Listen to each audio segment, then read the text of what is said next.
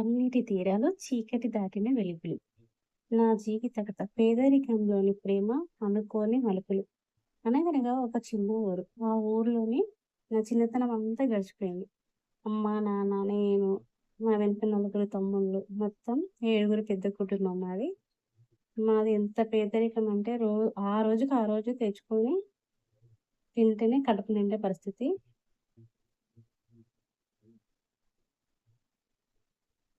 ఆస్తిపాస్తులు లేకపోయినా మా ఇంట్లో సంతోషానికి కొదవలేదు. ముఖ్యంగా మా నాన్నకి నేనంటే ప్రాణం.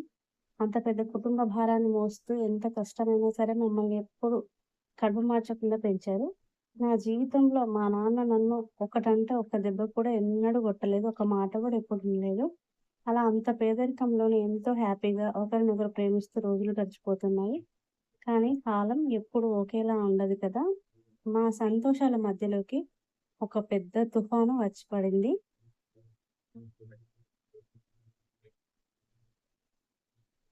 మా నాన్నకి ఒక అన్న, ఒక చెల్లెలు, ఒక అక్క ఉన్నారు. మా నాన్నకి వాళ్ళ అక్క అంటే చాలా ఇష్టం.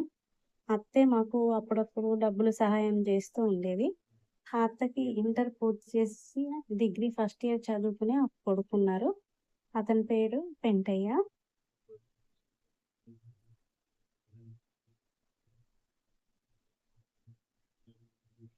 ఆ పెంటయ్య ఇంటర్ సెకండ్ ఇయర్ చదువుతున్న రోజుల్లో వింధ్య అనే ఒక అమ్మాయిని ఇష్టపడ్డాడు.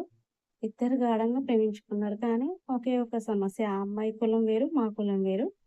వీళ్ళ ప్రేమ కథ ఇలా సాగుతుండగానే ఒకరోజు పెంటయ్య ఇంట్లో వాళ్ళ వాళ్ళ విషయం తెలిసిపోయింది. వాళ్ళ లవ్ విషయం తెలిసిపోయింది. అప్పటికి ఆ అమ్మాయి వింధ్య గర్భవతి అయ్యుంది. ఆ విషయం తెలియడంతో ఇంట్లో చాలా గొడవలయ్యాయి.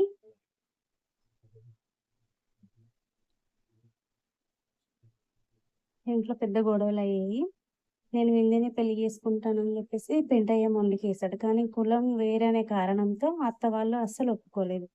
పెంటయ్యను బయట తిరగకుండా ఇంట్లోనే బంధించేశారు. దాంతో వింధ్యకి వేరే దారి లేక న్యాయం కోసం నేరుగా పోలీస్ స్టేషన్‌కి వెళ్లి కేసు పెట్టాల్సి వచ్చింది.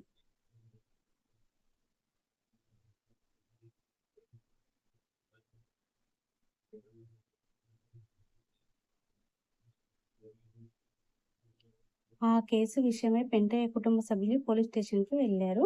అక్కడ ఎస్ఐ గారు వాళ్ళని పిలిచి మీ అబ్బాయికి త్వరగా పెళ్లి చేయండి. పెళ్లి చేస్తే ఏ కేసు ఉండదు. లేదంటే జైలుకి వెళ్తాడని గట్టిగా చెప్పారు. దాంతో అత్త వాళ్ళ కుటుంబం తీవ్రమైన ఒత్తిడిలో పడిపోయింది. వింధ్యని ఎలాగైనా వదిలించుకోవాలి. పెంటయ్యకు త్వరగా ఇంకో అమ్మాయిని చూసి పెళ్లి చేయాలని వెతకడం మొదలుపెట్టారు.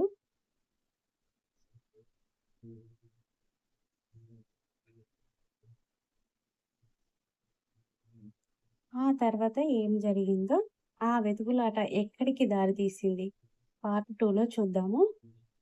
ఇది ఒక అమ్మాయి రియల్ కథ. అంటే నిజమైన జీవిత కథ అండి.